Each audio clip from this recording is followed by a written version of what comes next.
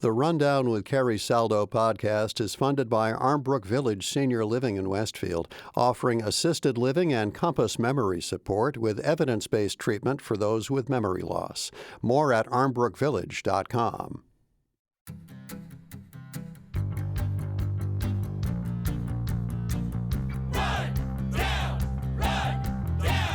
This is The Rundown, your weekly news and review from Western Mass. I'm Carrie Saldo. It's Friday, September 20th, 2024.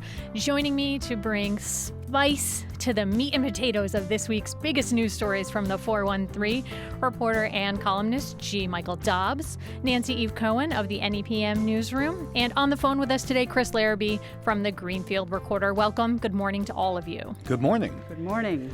Coming up, how town clerks are trying to keep all the balls in the air in the midst of this 2024 election cycle, and inside a new cybersecurity center in Springfield, of all places. Have a thing or two to say about that or anything that comes up during the show? Our email, therundown@nepm.org, is how you get us. That's therundown@nepm.org. But before we get to news of the region, there's two national news stories from the week that require, I think, mentioning here. One, the Federal Reserve on Wednesday cut the benchmark interest rate by a half point, which lowered its key rate to give or take there 4.8%. That's down from a 2-decade high.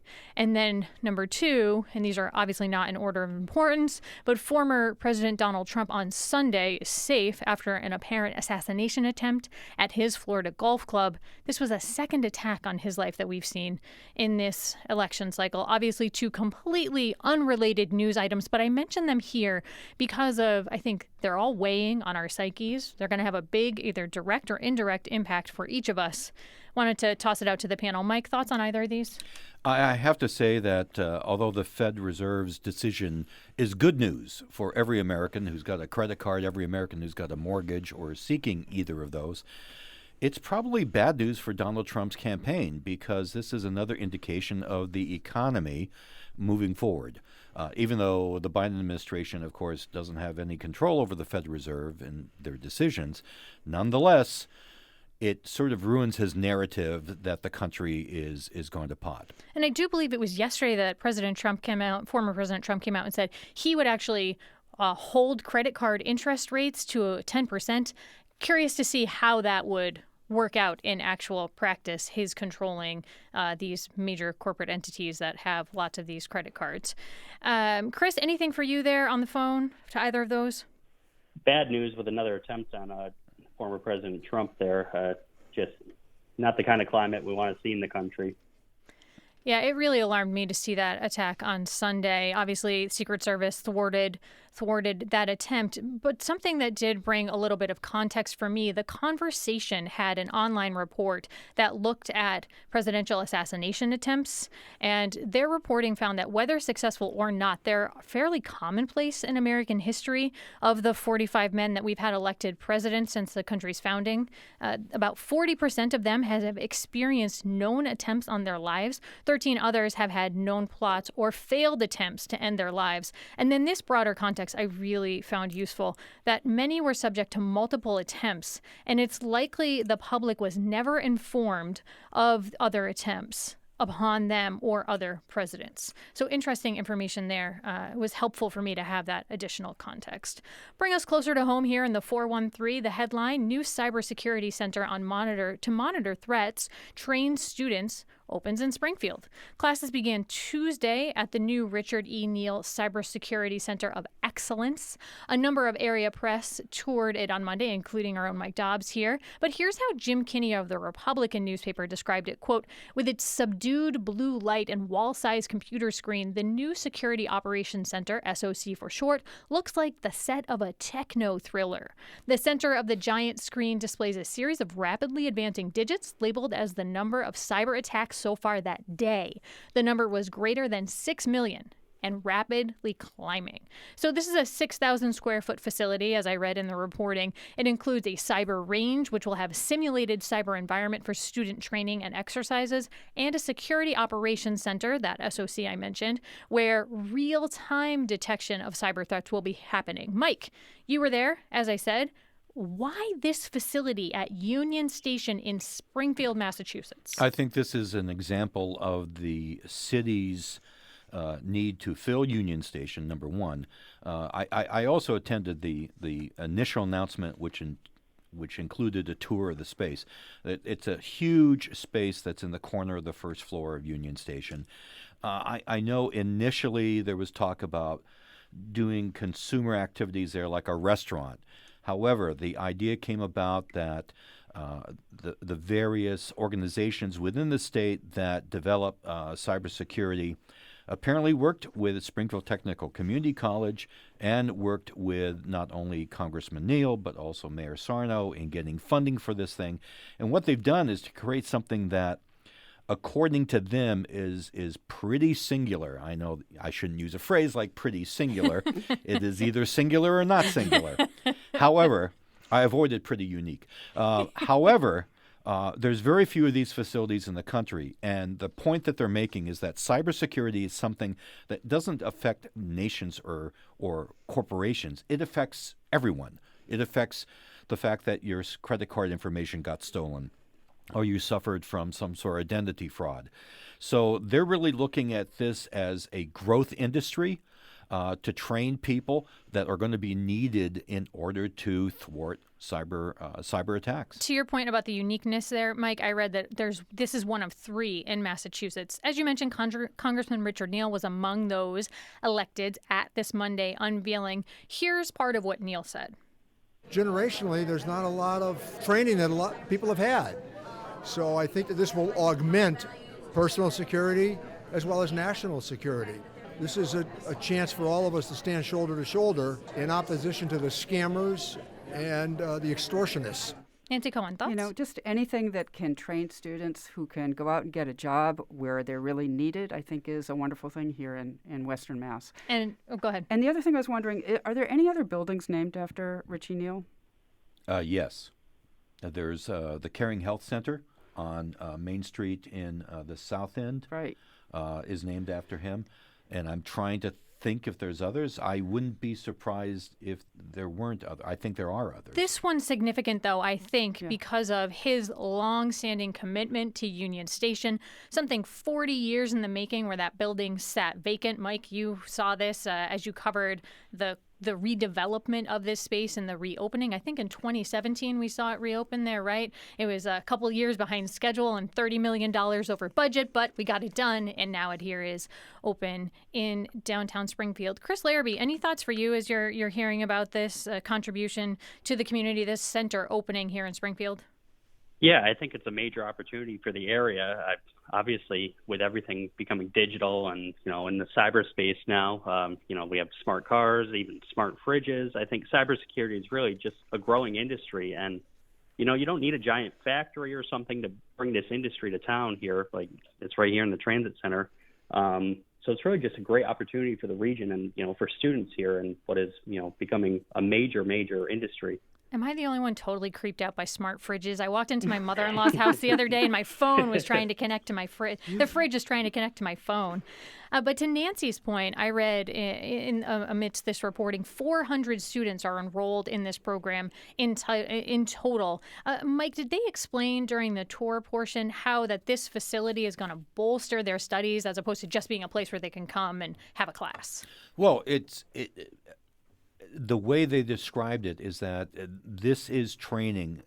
This is training for a job. So just like if you go to STCC and elect to go into their nursing program or the dental hygienist program or any of those programs, so this is designed to give you, a 2-year degree that qualifies you for a highly technical job. So, yeah, this is something that is part of an education. Absolutely.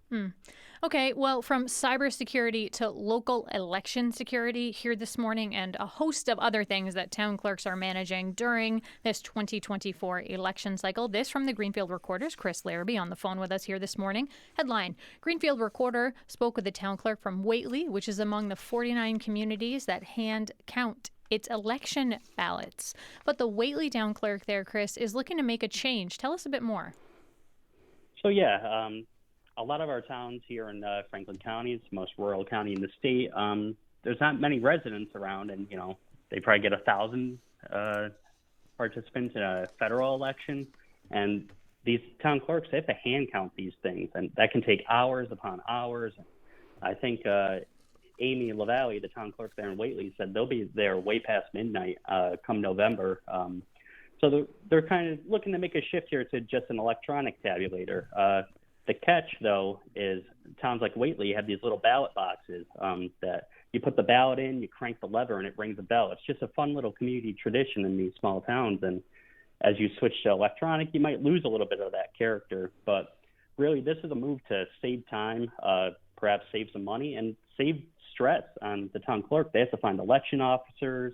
They have to find volunteers to count ballots. It's just there's so many different things, and with the added responsibilities that are coming on to town clerks, there's just too many balls in the air, and this is a way to just, maybe take one out of the rotation. And certainly not a unique transition we've seen. The reporters are going to, and people who live in these small towns are going to recognize these boxes. They're these wooden boxes.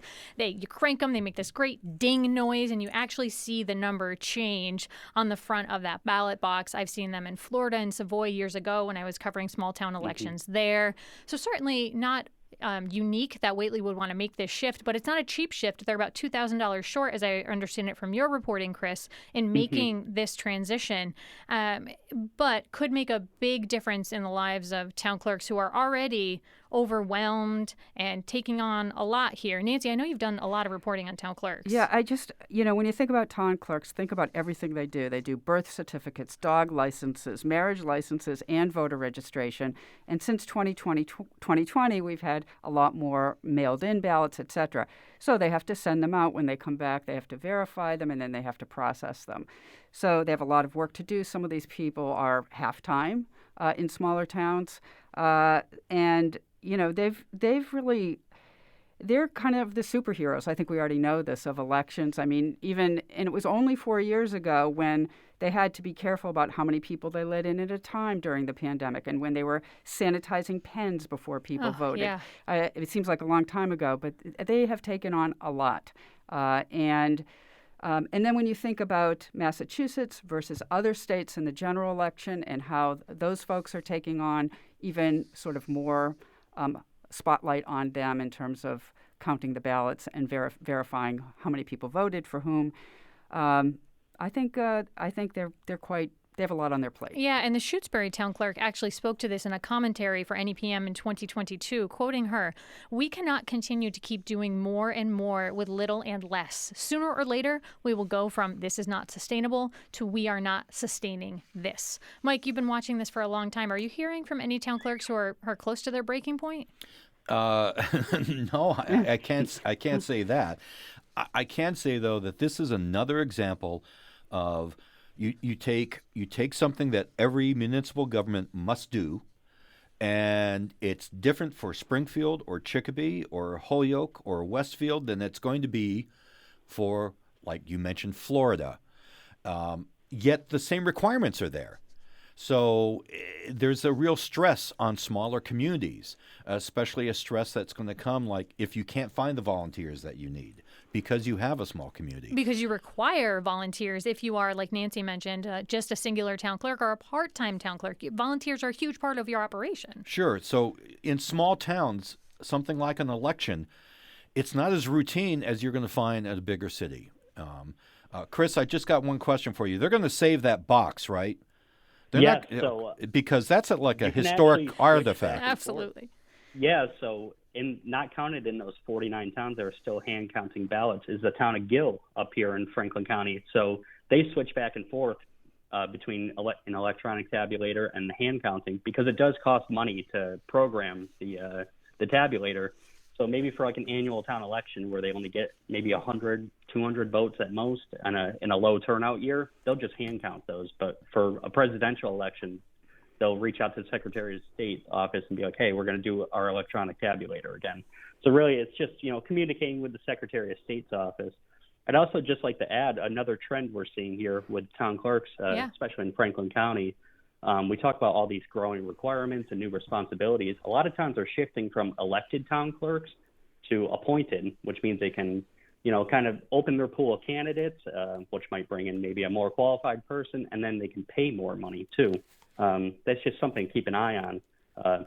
Amy down in Whately is elected, though, so we'll have to see if that shifts. But a very interesting thing to be keeping an eye on for sure. Well, Election Day is November 5th, and NEPM will be bringing you lots of Western Mass-centric election news, so definitely stay tuned to 88.5 for that. And to quote a recent column from our rundowner Mike Dobbs, every election is vital to the future of your town, your state, and your country. And as Election Day 2024 nears, I hope all of you will turn out to support the candidate of your choice. We're going to take a quick break here on the rundown, but stay with us because we'll be talking about why the Federal Environmental Agency is holding a contest about toxic chemicals and what exactly a climate chief does, plus scoops, prediction, and praises from our panel. Email us the rundown at nepm.org if you want to get in on the fun. We'll be right back.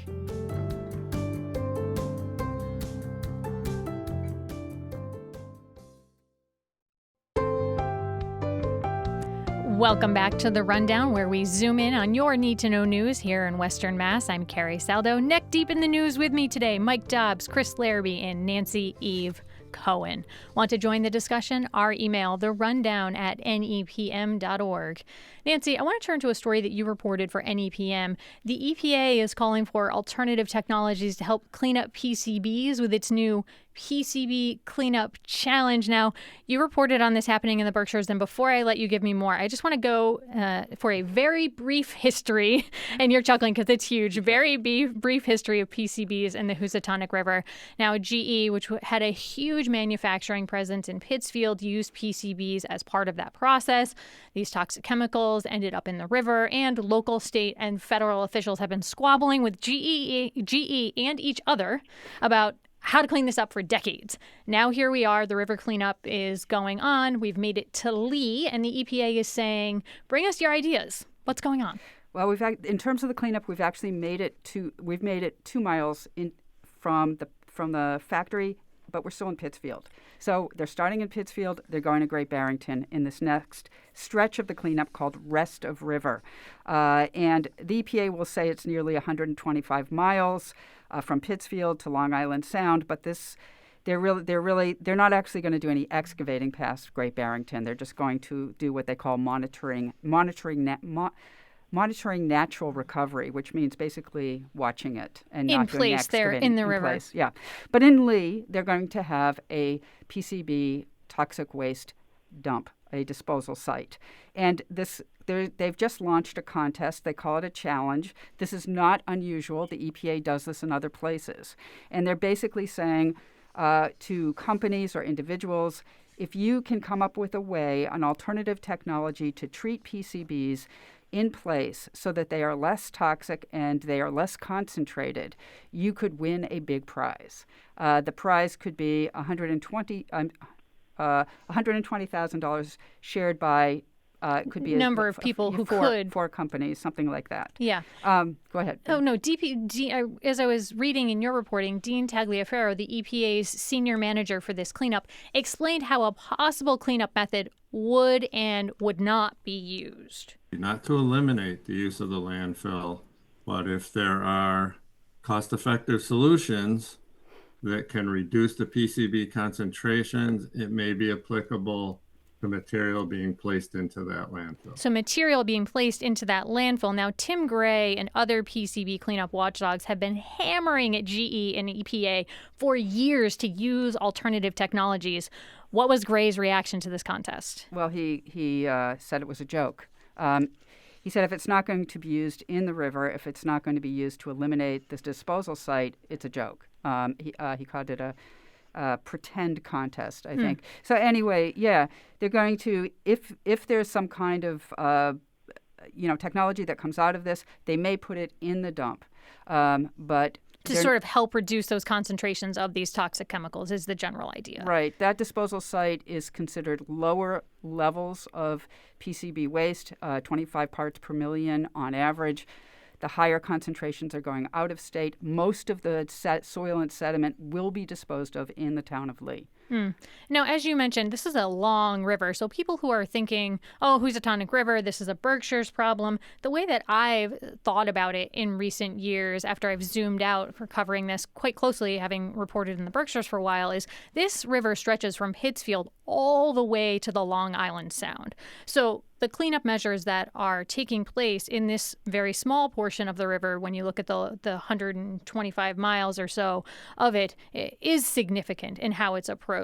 My recollection is that neither the GE or the EPA really thought much of these alternative technologies. Do we have any indication as why they might be interested in it now, Nancy? Well, they actually, I don't know it would be accurate to say they're not interested, but they're definitely not using them in a big way in this cleanup. They are using something called activated carbon in sections of the river where there's not a lot of flow or a lot of turbidity, and that is a soil amendment, and basically a little techie here, it binds, the PCBs bind to the carbon so they don't become bioavailable, and that means the fish will not take them up. So that's being used in one section, 1 2-mile stretch of the river and in backwaters, and they're testing it in vernal pools. So we'll see what, if anything, comes out of this contest, and if there are bigger technologies that might be used on a larger scale basis, whether in the Housatonic River or other PCB cleanups that are happening. Do we know if this is going to maybe open up the folks, like I'm thinking about Housatonic River Initiative or other watchdogs, who might push back and say, hey, wait, if there's a great winner out of this contest, we insist that it's used in the river?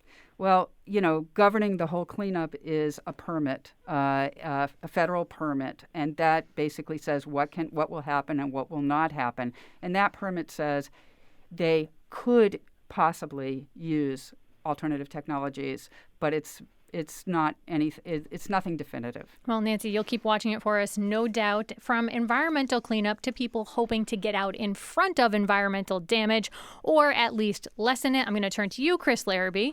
For the Greenfield Recorder, you reported about the state climate chief coming to the area and visiting some area farms. 2 local farms, in fact, opened their doors to climate chief Melissa Hoffer on Monday morning to talk climate change impact, as well as opportunities for future investments to help curb the impact that farms could be having on the environment. Chris, let's back up. What the heck does a climate chief do?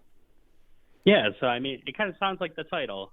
So on Maura Healey's first day in office, she filed an executive order to create the Office of Climate Innovation and Resilience, and then she tapped Melissa Hoffer as kind of the head of that office. And so what that does is, they take all the resources available and, try to advance the state's climate innovation, mitigation, resilience policies. For example, one of the topics covered this week was, trying to, reach net zero. We have the 2050 net zero goal in the state, and so that's one of the initiatives that Melissa Hoffer and her team are kind of pushing for. The 2 farms she visited, from your reporting, I learned, were Atlas Farm in Deerfield and Big River Chestnuts in Sunderland. What were a couple of examples of the technologies that they're using there that they highlighted for the climate chief?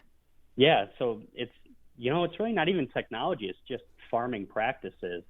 So we stopped at Big River Chestnuts in Sunderland. It's a chestnut tree farm where they also the trees are spaced out, so there's alleys, and in those alleys, in between the trees, they plant crops or seeds or things to, just kind of, as these trees grow over the years, they're still producing things on the farm. It's putting roots into the soil, and they mow maybe once a year because they bring in sheep from around the area to just, chew away at these things, but it still leaves the root system in the ground, which prevents erosion, keeps water in the ground, keeps carbon in the ground.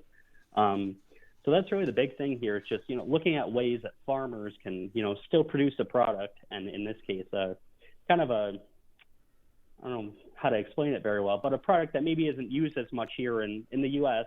Chestnuts are used more around the world. Trying to introduce people to that product while also, making a more resilient farm.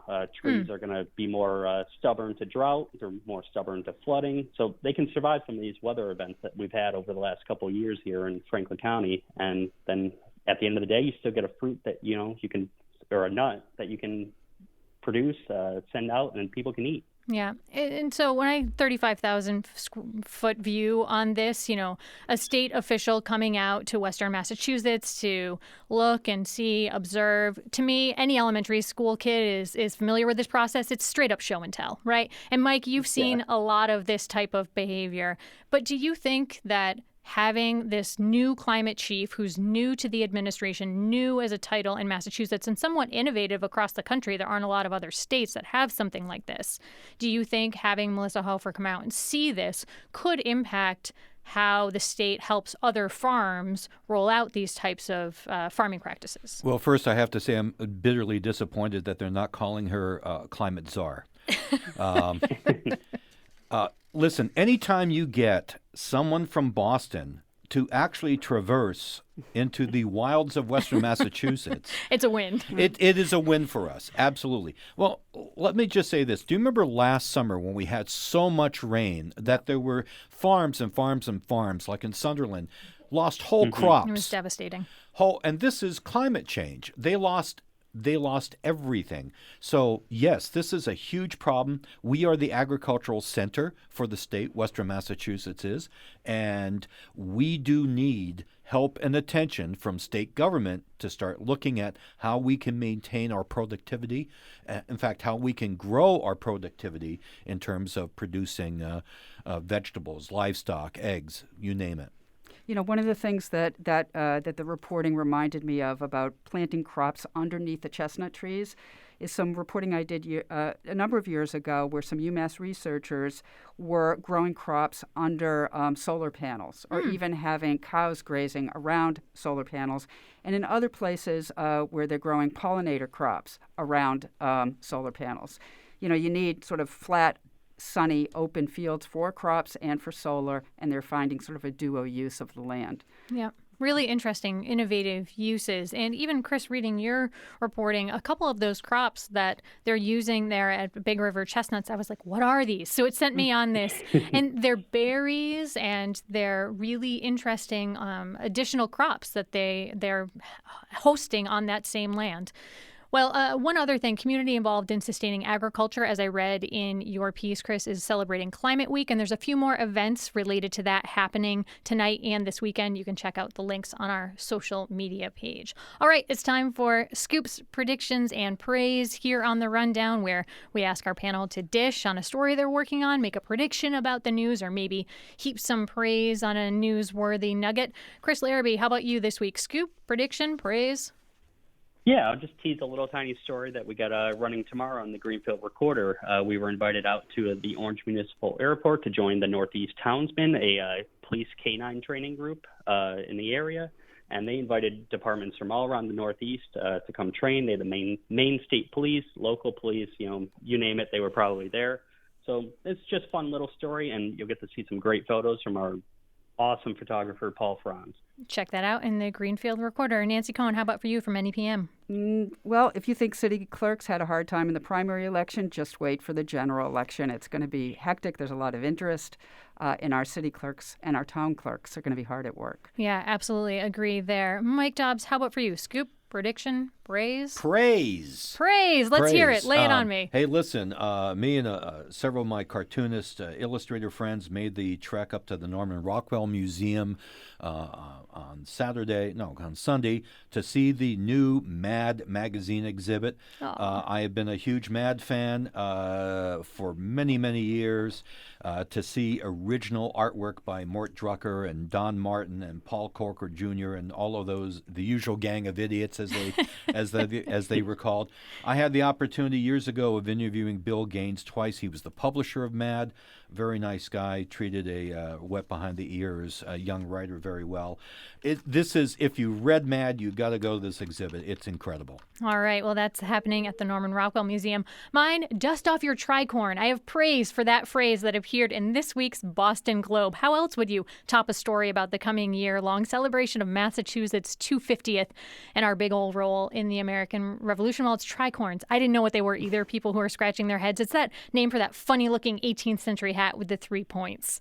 All right, well, my thanks to this week's Rundowners, Mike Dobbs, Nancy Cohen, and Chris Larrabee. This is The Rundown for Friday, September 20th on 88.5 NEPM. I'm Carrie Saldo. Have a great weekend.